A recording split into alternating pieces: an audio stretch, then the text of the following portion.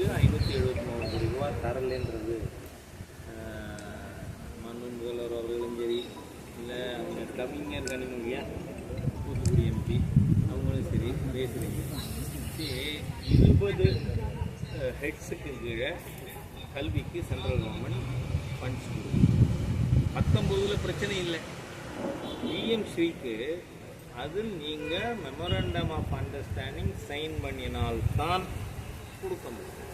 தமிழ்நாட்டில் 16,000 பள்ளிகளுக்கு கட்டடங்கள் கட்டவும் உள்கட்டமைப்பு வசதிகளுக்கும் பிஎம் ஸ்ரீ திட்டத்தின் மூலமாக பயன்படுத்தணும். அது நீங்கள் கைது போடல வரல, என்ன கம்ப்ளைண்ட் பண்ணுறதுக்கு என்ன இருக்குது? அதாவது 2006-11 பட்டியல் சமுதாய மக்களுக்குன்னு அவர்கள் நலனுக்குன்னு ஒதுக்கின நிதியை நீங்கள் தொலைக்காட்சி கொடுத்துருக்கீங்களா இல்லையா? சிஏஜி ரிப்போர்ட்டில் இருக்குது.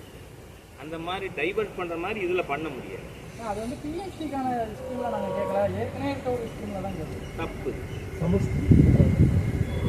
தப்பு. நீங்கள் ரிப்போர்ட்டரை ரிப்போர்ட் இல்லைன்னா நான் கட்சிக்காரங்க கேள்வி கேட்க அனுமதிக்கிறேன். அதனால் நீங்கள் கேட்கலாம். Very liberty.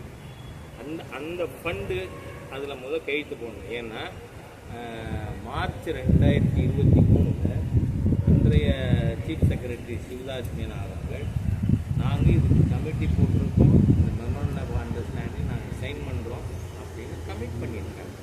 கமிட் பண்ண பிறகு நீங்கள் இன்றைக்கி பேக் அடிக்கிறீங்க. ஆளுநர் அவர்கள் 2 விஷயம் தெளிவாக கேட்டிருக்காரு. 10வது படித்த பையனுக்கு 4ஆம் கிளாஸ் பாடம் படிக்க வரல. இது பல சர்வேக்களில் சொல்லப்பட்ட விஷயம். அதே மாதிரியாக 8ஆம் கிளாஸ் பையனுக்கு 3ஆம் கிளாஸ் கணக்கு போட வரல. அப்போது ப்ரைவேட் ஸ்கூல்ஸில் படித்து தனிப்பட்ட முயற்சியால் கவர்மெண்ட் ஸ்கூல்லே படித்தாலும் அந்த மாதிரி இருக்கக்கூடியவங்களோட அச்சீவ்மெண்ட்ஸை உங்கள் திராவிடியன் ஸ்டாக் அச்சீவ்மெண்ட்டாக எடுத்துக்காதீங்க. ஏன்னா நான் என்ன சொல்கிறேன் சார், அரசு பள்ளியில் படித்த மாணவர்களுக்கு மருத்துவ கல்லூரியில் 7.5% இடம் ஒதுக்கப்படுது. இல்லைன்னா என்ன? அதே இது தனியார் பள்ளிக்கூடத்துக்கு கொடுக்கல இல்லை. அப்போ என்ன தெரியுது? ஆப்வியஸ் தனியார் பள்ளியில் கற்பித்தல் இதே பார்த்த ஆளுநர் பயன்படுத்தியிருக்காரு. கற்பித்தலில் இங்கே தமிழகத்தில் அரசு பள்ளிகள் தரம் குறைவாக இருக்கிறது. அதனால தான் அதுக்கு தனியாக நம்ம ஒரு பர்சன்டேஜ் ஒதுக்க வேண்டி இருக்கு. ஆகவே அது மட்டும் இல்லை, 1300க்கும் மேற்பட்ட அரசு பள்ளிகளில் லெஸ் தேன் 10 ஸ்டூடெண்ட்ஸ். நீங்கள் ஊடகத்தில் இருக்கீங்க, உங்களுக்கே தெரியும். ஒரு ஸ்கூலில் ஒரு ஸ்டூடெண்ட் படிக்கிறது, 2 வாத்தியார், ஒருத்தர் பாடம் சொல்லி கொடுத்து இன்னொருத்தர் ஹெட் மாஸ்டர். இந்த நிலைமை ப்ரைவேட் ஸ்கூல் எதுலையாவது இருக்கா? ஏன் இல்லை? அரசு பள்ளிக்கூடத்தில் பல்லாயிரக்கணக்கான ரூபா சம்பளம், ப்ரைவேட் ஸ்கூலில் 6,000, 8,000, 4,000. ஆனால் அந்த குழந்தைகள் டே பெர்ஃபார்ம் வெல்.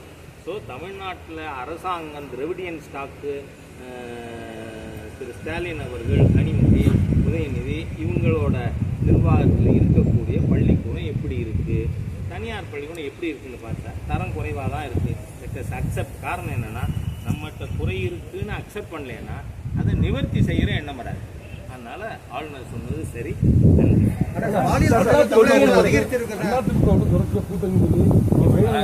பாருங்க, நான் ஏற்கனவே சொல்லியிருக்கேன், என்னை தப்பு செய்ய தூண்டக்கூடாது. நீங்கள் அதாவது நான் 35 ஆண்டுகளாக கட்சியினுடைய நிர்வாக பொறுப்பில் இருக்கிறவன். இன்று வரை கூட்டணி குறித்து நான் கருத்து சொன்னதே இல்லை, இன்னைக்குன்னு இல்லை. ஆகவே கூட்டணி குறித்து நான் எதுவும் பேச மாட்டேன். நன்றி.